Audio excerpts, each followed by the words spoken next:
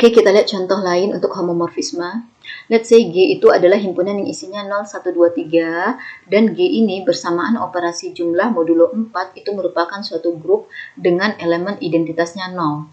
Kemudian let's say G aksen ini adalah himpunan yang isinya negatif 1, 1, I, dan negatif I, di mana himpunan G aksen bersamaan operasi kali ini merupakan suatu grup juga dengan elemen identitasnya adalah 1. Kemudian kita diminta memperlihatkan untuk membuat suatu pemetaan dari grup G ke grup G aksen yang isomorfisme.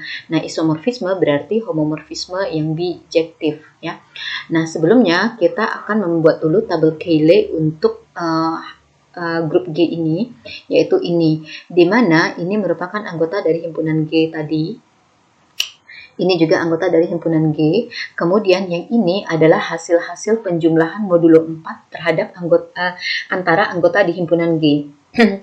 Kemudian ini adalah tabel Cayley untuk grup G aksen terhadap operasi kali, di mana ini adalah anggota pada himpunan G aksen, dan ini juga anggota pada himpunan G aksen, dan ini adalah hasil perkalian antara anggota-anggota di himpunan G aksen dengan himpunan G aksen pula.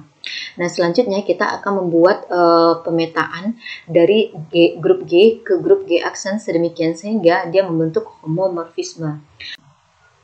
Nah, apa yang bisa kita lakukan di sini untuk membuat pemetaannya adalah kan kita harus mengidentify nih kira-kira 0 ini hasil pemetaannya apakah ke min 1 atau ke 1 atau ke I atau ke min I. Begitu juga anggota-anggota lainnya yang ada di grup G, di himpunan G ini. Nah, sekarang coba perhatikan pola yang di tabel Cayley grup G ini.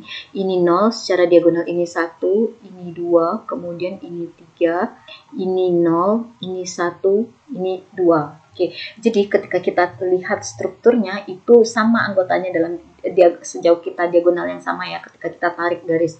Nah, kalau di sini ini 1, ini min 1 dan min 1, ini min I, 1, min I. Nah, tidak sama. Kalau di sini oke sama, tadi ini bermasalah di sini. Kemudian yang ini oke. Kemudian di sini min I, min 1, min I tidak sama di sininya. Nah, oleh karena itu akan lebih susah untuk menentukan mana yang bisa kita pasangkan dari 0, 1, 2, 3 ini ke min 1, 1, I, min I ini. Nah, oleh karena itu kita coba membuat tabel Cayley untuk grup G aksen ini sedemikian sehingga strukturnya menyerupai seperti ini. Nah, salah satu bentuk lainnya adalah seperti ini. Tadi karena di sini berbeda dengan di sini berbeda, maka kita boleh pertukarkan kolom ini dan baris ini. Jadi yang tadinya 1I menjadi di sini I1, kemudian di sini juga I1. Jadi kalau kita perhatikan bahwa yang ini sudah sesuai pula dengan operasi kalian didefinisikan di dalam himpunan G aksen ini. Dan anggota ini secara berturut-turut ada juga perbedaannya yang mengikuti karena kita akan mengubah judul kolomnya tadi ya seperti tadi di sini ini 1 karena 1 kali 1, tapi sekarang di sini min 1 karena I kali I itu adalah min 1. Nah, sekarang perhatikan sudah sama nggak strukturnya apa polanya dengan di sini.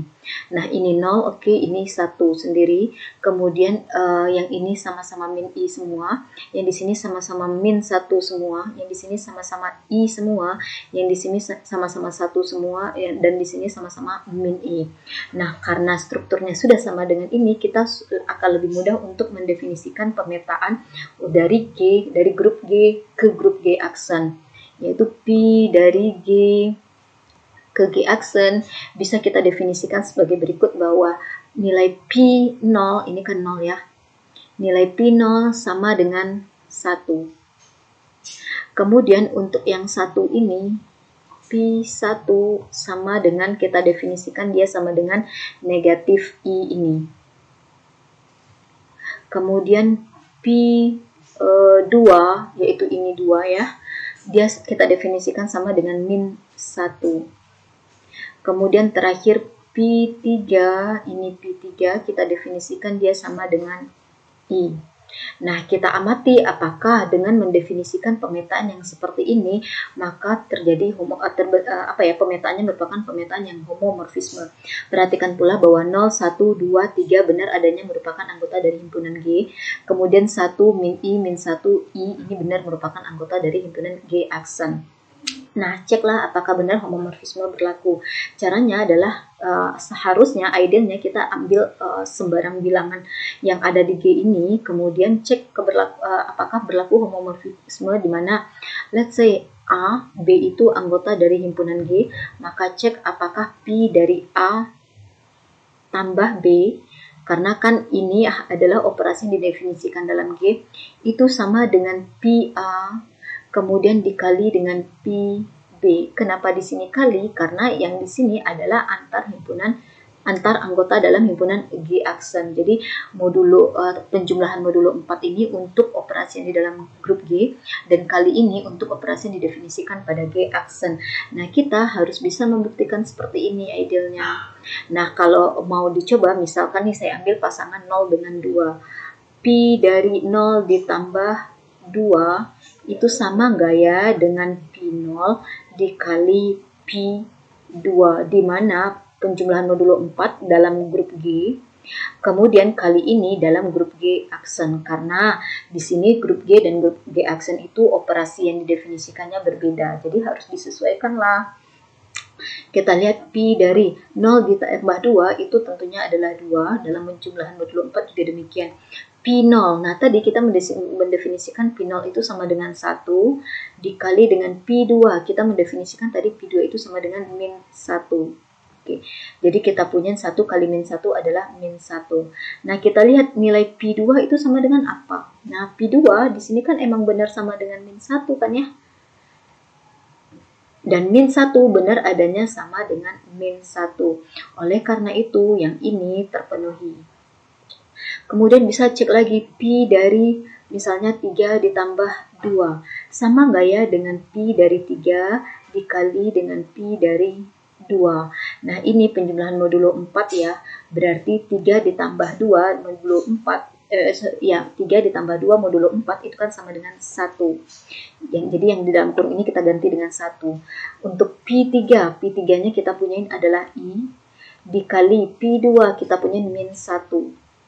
I kali min 1 itu adalah negatif I. Nah, kita lihat P1, hasil pemetaan dari 1 itu kan min I.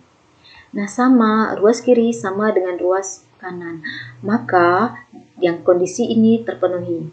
Nah, cek lagi anggota lainnya, idealnya begitu. Jadi, P dalam kurung 3 tambah 3 misalnya, karena kan anggotanya 0, 1, 2, 3, boleh dong ya. Pi dari 3 tambah 3 sama nggak ya dengan Pi3 dikali Pi3. Nah, Pi3 ditambah 3 modulo 4 yang ini nilainya itu adalah 3 tambah 3 kan 6, 6 modulo 4 adalah 2. Nah, Pi3 di sini nilainya adalah I, dikali Pi3 dari sini nilainya adalah I. I kali I itu adalah negatif 1. Berdasarkan pada pengetahuan kita dalam bilangan kompleks, I kali I itu kan min 1 ya. Kemudian P2, kita lihat P2 itu nilainya adalah min 1. Nah, benar bahwa ruas kiri sama dengan ruas kanan. Nah, nanti bisa Anda cek untuk semua kasus A dan B atau setiap anggota di dalam himpunan G ini berlaku bahwa PA itu dikali dengan PB. Jadi ini sama dengan ini. Dengan demikian terbukti bahwa P dari G, terbukti bahwa ini merupakan pemetaan yang isomorfisme. Yang pertama, tadi kita membuktikan dia merupakan homomorfisme, yaitu melalui ini. Kemudian bagaimana mengatakan dia isomorfisme? Karena setiap anggota di sini, anggota di G aksen ini punya pasangan tepat dari satu buah anggota saja dari anggota di himpunan G. Perhatikan bahwa setiap anggota di G aksen ini punya pasangan, berarti dia surjektif. Kemudian setiap anggota di himpunan G aksen ini juga hanya memiliki satu pasangan saja dari himpunan G, berarti dia injektif. Karena dia surjektif dan injektif, maka dikatakan pemetaan ini merupakan pemetaan homomorfisme yang bijektif. Udah, jadi terbuktilah untuk kasus ini.